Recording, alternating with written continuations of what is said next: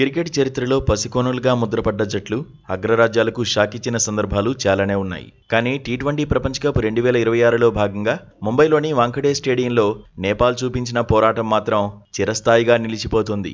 ప్రపంచ ఛాంపియన్ ఇంగ్లాండ్ను ఓడించినంత పనిచేసింది నేపాల్. తొలుత టాస్ గెలిచి బ్యాటింగ్ ఎంచుకున్న ఇంగ్లాండ్కు నేపాల్ బౌలర్లు చుక్కలు చూపించారు. వాంఖడే పిచ్పై ఇంగ్లాండ్ ఓపెనర్లు విరుచుకుపడతారని అందరూ భావించారు. కానీ ఫిల్ సాల్ట్ను కేవలం ఒక్క పరుగుకే పెవిలియన్ పంపి నేపాల్ శుభారంభం చేసింది. కెప్టెన్ జోస్ బట్లర్ కూడా 26 పరుగులకే వెనుదిరగడంతో 57 పరుగులకే 3 వికెట్లు కోల్పోయి ఇంగ్లాండ్ కష్టాల్లో పడింది.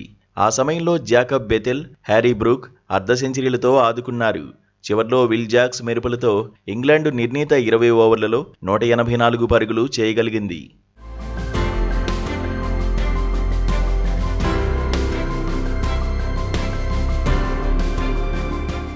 185 పరుగుల భారీ లక్ష్యం.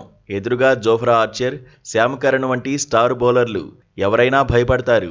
కానీ నేపాల్ ఓపెనర్ కుశాల్ భుర్తెల్ మాత్రం ఆర్చర్ ఓవర్లోనే 3 ఫోర్లు బాది తమ ఉద్దేశాన్ని చాటాడు. కెప్టెన్ రోహిత్ పౌడెల్ సమయోచితంగా ఆడితే దీపేంద్ర సింగ్ ఐరీ మాత్రం విధ్వంసం సృష్టించాడు. ప్రపంచ నెంబర్ 1 స్పిన్నర్ ఆదిల్ రషీద్ ఓవర్లోనే 19 పరుగులు పిండుకుని వాంఖడేను హోరెత్తించాడు. ఒక దశలో నేపాల్ గెలుపు ఖాయమనిపించింది. చివరి 3 ఓవర్లలో 38 పరుగులు కావాలి. లోకేష్ బామ్ సిక్సర్లతో విరుచుకుపడ్డంతో సమీకరణం చివరి ఓవర్లో 10 పరుగులకు చేరింది.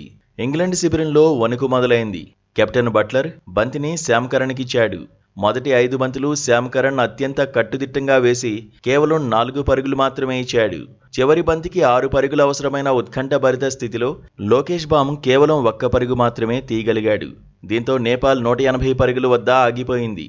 ఇక ఓడినా నేపాల్ గెలిచింది. గెలిచినా ఇంగ్లాండ్ భయపడింది. నేపాల్ ఆటగాళ్లు చూపించిన తెగువ చూసి క్రికెట్ ప్రపంచం ఫిదా అయిపోయింది. వాంఖడేలో ఇంగ్లాండ్ జెండా ఎగిరిన అభిమానుల మనసులను మాత్రం నేపాల్ గెలుచుకుంది.